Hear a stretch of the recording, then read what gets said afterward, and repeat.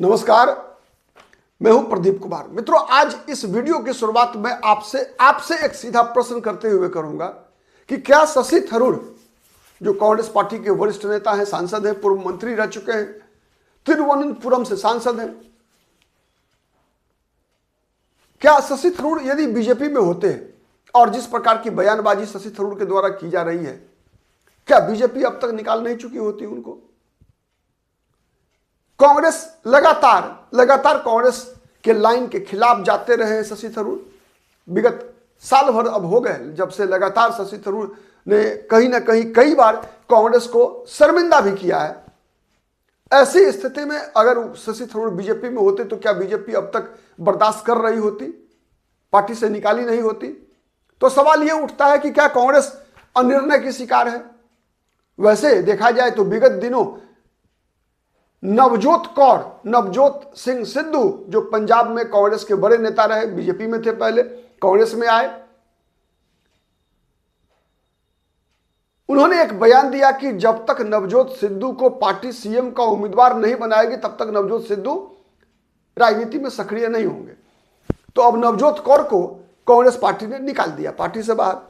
तो ये जो तुरंत का तुरंत निर्णय लिया गया नवजोत कौर के मामले में, तो वही निर्णय शशि थरूर के मामले में इतनी बयानबाजियां, इतने एक्शंस जो कांग्रेस की मूल लाइन है उसके विपरीत जाने के बावजूद शशि थरूर पर नहीं लेना, क्या यह कांग्रेस के लिए नुकसानदायक नहीं है? क्या कांग्रेस पर इसका क्या प्रभाव पड़ेगा? तो जानने का प्रयास करते हैं। तो उससे पहले जानना होगा कि अब तक शशि थरूर ने क्या किया। अगर हम विगत 6 महीने की केवल बात को देखें तो सबसे पहला जो एक अलग लाइन लेते दिखे शशि थरूर, वो लेते दिखे कब? जब उन्होंने ऑपरेशन सिंदूर पर सरकार के पक्ष का समर्थन करते हुए दिखे, एकदम कांग्रेस की ऑफिशियल लाइन के खिलाफ जाकर, कि ऑपरेशन सिंदूर में भारत सरकार से कोई भी चूक नहीं हुई, कोई भी गलती नहीं हुई। फिर सीज फायर के दौरान, सीज फायर का जब फैसला हुआ तो एक तरफ कांग्रेस कहती रही कि यह सीज फायर जो है भारत ने डोनाल्ड ट्रंप के दबाव के कारण किया है, लेकिन सरकार कहती रही कि नहीं, हमने जो सीज फायर किया हमारा मकसद पूरा हो गया था। डोनाल्ड ट्रंप को जब यह मालूम हुआ कि डोनाल्ड ट्रंप भारत और पाकिस्तान सीज फायर कर रहे हैं, तो डोनाल्ड ट्रंप सीधा क्रेडिट लेने के लिए कूद पड़े इसमें। मतलब डोनाल्ड ट्रंप की इसमें कोई भूमिका नहीं है, भारत को कोई भी देश डिक्टेट नहीं कर सकता। तो शशि थरूर ने भी, जो भारत सरकार की लाइन थी, जो नरेंद्र मोदी का लाइन था, जो भारत के विदेश मंत्री एस जयशंकर का लाइन था, उसी लाइन पर आगे बढ़ते रहे शशि थरूर भी। और सीज फायर के बाद जब दुनिया के अलग अलग देशों में भारत की कई टीमें भारत सरकार ने बनाई, सत्ता और विपक्ष दोनों को मिलाकर जो सांसदों का प्रतिनिधिमंडल तैयार किया भारत सरकार ने, 60 प्रतिनिधिमंडल तैयार हुए। इन प्रतिनिधिमंडल में कांग्रेस ने सांसदों को शामिल करने से मना कर दिया। कांग्रेस पार्टी ने उसका बहिष्कार कर दिया कि नहीं, हमारे सांसद नहीं जाएंगे इसमें। लेकिन कांग्रेस आलाकमान की, कांग्रेस पार्टी का जो ऑफिशियल स्टैंड था उसके खिलाफ जाते हुए शशि थरूर और कुछ और जो सांसद थे, मनीष तिवारी जैसे लोग, इन लोगों ने उस संसदीय प्रतिनिधिमंडल में शामिल भी हुए और उसी लाइन के अनुसार, जो लाइन भारत सरकार ने खींची थी, नरेंद्र मोदी की सरकार ने खींची थी, उसी लाइन पर आगे जाकर भारत सरकार का बचाव करते हुए दिखे। और न केवल बाहर जाकर बल्कि देश वापसी के बाद भी, यहां आने के बाद भी उसी लाइन ऑफ एक्शन के अनुसार अपनी बातें हर प्लेटफॉर्म पर रखते रहे। उससे भी बातें अब आगे तब बढ़ी जब डोनाल्ड ट्रंप ने टैरिफ लगाया भारत पर कि आप रशिया से तेल खरीद रहे हैं, इसलिए आप पर अतिरिक्त टैरिफ लगाया जाएगा। लगाया। एक तरफ जहां कांग्रेस पार्टी इस टैरिफ इंपोजिशन के लिए भारत सरकार की फेल आर्थिक और वैदेशिक नीति को जिम्मेवार ठहरा रही थी, वहीं शशि थरूर इसके लिए डोनाल्ड ट्रंप को जिम्मेवार ठहरा रहे थे। जो लाइन भारत की सरकार ने लिया, जो लाइन भारत के वाणिज्य मंत्री पीयूष गोयल ने लिया, जो लाइन भारत के विदेश मंत्री एस जयशंकर ने लिया, उसी लाइन के पर भारत सरकार का बचाव करते हुए दिखे शशि थरूर।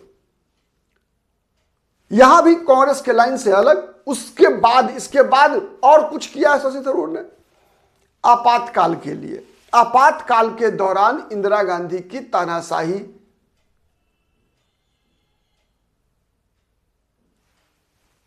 की आलोचना उन्हीं शब्दों में करते हुए दिखे शशि थरूर, जिन शब्दों में आलोचना इंदिरा गांधी की भारतीय जनता पार्टी के लोग किया करते हैं। कहीं कोई अंतर नहीं था। लालकृष्ण आडवाणी की तुलना जवाहरलाल नेहरू से करते हुए दिखे और कहा कि जैसे हम केवल 1962 की पराजय से नेहरू का मूल्यांकन नहीं कर सकते, जैसे हम केवल आपातकाल लगाने के फैसले से इंदिरा गांधी का मूल्यांकन नहीं कर सकते, वैसे ही राम जन्मभूमि का आंदोलन चलाने से, रथ यात्रा करने से लालकृष्ण आडवाणी का मूल्यांकन नहीं किया जा सकता। लालकृष्ण आडवाणी के महानता की चर्चा करते हुए शशि थरूर ने जिन शब्दों में महानता की चर्चा की, वो कांग्रेस के ऑफिशियल लाइन के सर्वथा खिलाफ रहा। और उस माध्यम से उन्होंने अगर लालकृष्ण आडवाणी के व्यक्तित्व को बहुत बड़ा दिखाया, तो वहीं कहीं ना कहीं कटाक्ष जो है इंदिरा गांधी, आपातकाल के लिए जब इंदिरा गांधी की आलोचना की, तो कई उदाहरण देते हुए शशि थरूर ने उन्हीं शब्दों का इस्तेमाल किया, जिन शब्दों का इस्तेमाल गैर कांग्रेसी पार्टियां, विशेषकर भारतीय जनता पार्टी किया करती है कांग्रेस के खिलाफ। तो उन्हीं शब्दों में इंदिरा गांधी, संजय गांधी की आलोचना करते रहे। वंशवाद के मुद्दे पर, नेपोटिज्म के मुद्दे पर भी शशि थरूर ने भारत में राजनीति को कहा कि यह राजनीति भारत में मोटे तौर पे प्राइवेट लिमिटेड कंपनी जैसी हो गई है। लगभग यही बात तो बीजेपी भी कहा करती है। यही बातें तो बीजेपी भी कहा करती है, केवल शब्दों का हेरफेर था। वो सब बातें शशि थरूर ने कहा जो बातें भारतीय जनता पार्टी के लोग कहा करते हैं। मैकाले नीति, एक तरफ जहां कांग्रेस मैकाले की नीतियों के अनुसार ही शासन व्यवस्था चलाने का दावा दबते हुए स्वर में क्या करती है, वहीं भारतीय जनता पार्टी भारत की हर समस्याओं के लिए मैकाले की नीतियों को जिम्मेवार ठहराती है। तो जब जिस कार्यक्रम में प्रधानमंत्री ने मैकाले की नीतियों की जबरदस्त खिंचाई की, उस कार्यक्रम में मौजूद थे शशि थरूर, और इस खिंचाई के लिए शशि थरूर ने लगातार प्रधानमंत्री की प्रशंसा की। तो ये सब कई ऐसे मुद्दे निकल कर आए हैं शशि थरूर के जुबान से, जिससे कि हर बार गांधी परिवार, कांग्रेस का नेतृत्व कंप्लीटली असहज रहा है। और उनकी असहजता दिखी है पवन खेरा के बयानों में भी, उदित राज के बयानों में भी, सुप्रिया श्रीनेत के बयानों में भी। ये सभी प्रवक्ता हैं कांग्रेस पार्टी के। साथ ही कई बार मल्लिकार्जुन खड़गे ने भी शशि थरूर की खिंचाई की है, लानत मलम्मत की है। लेकिन अब तक राहुल गांधी या सोनिया गांधी या फिर प्रियंका गांधी की तरफ से ऐसा कोई बयान शशि थरूर के खिलाफ नहीं निकल कर आना, तब भी जब प्रियंका गांधी भी उसी केरल से लोकसभा की सदस्य हैं, वायनाड लोकसभा सीट से जीत कर आई हैं, जहां से शशि थरूर भी सांसद हैं, तिरुवनंतपुरम लोकसभा सीट से, उसी केरल से जिस केरल में इसी वर्ष 2026 में विधानसभा का चुनाव होना है, अन्य 4 राज्यों के साथ केरल, तमिलनाडु, पुडुचेरी और फिर बंगाल और असम में। तो अब तक शशि थरूर के खिलाफ कोई कार्रवाई न किया जाना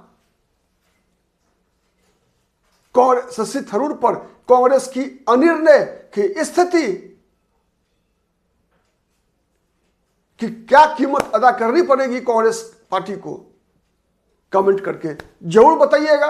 आज के लिए इतना ही, बहुत बहुत धन्यवाद, नमस्कार।